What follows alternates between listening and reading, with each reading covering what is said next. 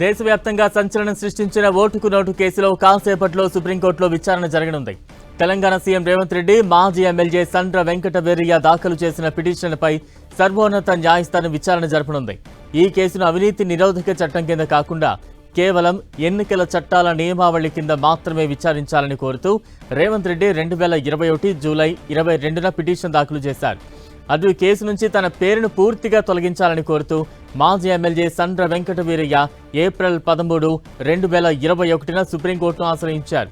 ఈ రెండు పిటిషన్లను కలిపి జస్టిస్ జేకే మహేశ్వరి నేతృత్వంలోని ద్విసభ్య ధర్మాసనం ఈరోజు విచారణ జరపనుంది. ప్రధాన నిందితులు ముఖ్యమంత్రిగా ఉన్నందున రాష్ట్రంలో విచారణ పారదర్శకంగా ఉండదని, కేసును మరో రాష్ట్రానికి బదిలీ చేయాలని కోరుతూ దాఖలైన పిటిషన్లను కూడా పరిగణలోకి తీసుకునే అవకాశం ఉంది. గతంలో ఈ కేసును భోపాల్కు బదిలీ చేయాలనే అభ్యర్థనను సుప్రీంకోర్టు తిరస్కరించింది. ఈ కేసులో మరో నిందితులు మత్తయ్య పేరును కేసు నుంచి తొలగించడాన్ని కూడా సుప్రీంకోర్టు సమర్థించింది. నేడు సుప్రీంకోర్టులో ఓటుకు నోటు కేసుకు సంబంధించి విచారణకు రానుంది. తాజా అప్డేట్స్ అందించేందుకు మా ఢిల్లీ ప్రతినిధి గోపి సిద్ధంగా ఉన్నారు. గోపి, బలరాం, మరి కాసేపట్లోనే దేశవ్యాప్తంగా సంచలనం సృష్టించిన ఓటుకు నోటు కేసు విచారణ ప్రారంభం కానుంది. గత విచారణ సందర్భంగా కూడా ఈ కేసును ఇటు ఏదైతే అవినీతి నిరోధక శాఖ నమోదు చేసిన సెక్షన్ల పైన కాకుండా ఏదైతే ఎలక్షన్స్కి సంబంధించిన సెక్షన్లను ఆధారంగా చేసుకొని ఈ కేసు విచారణ జరపాలంటూ కూడా తెలంగాణ సీఎం రేవంత్ రెడ్డి పిటిషన్ దాఖలు చేసేయడం జరిగింది. దానిపైన కూడా సుదీర్ఘ విచారణ జరిగింది. నేడు మరోసారి ఈ యొక్క ఓటుకు నోటు అంశం పైన విచారణ జరగబోతుంది.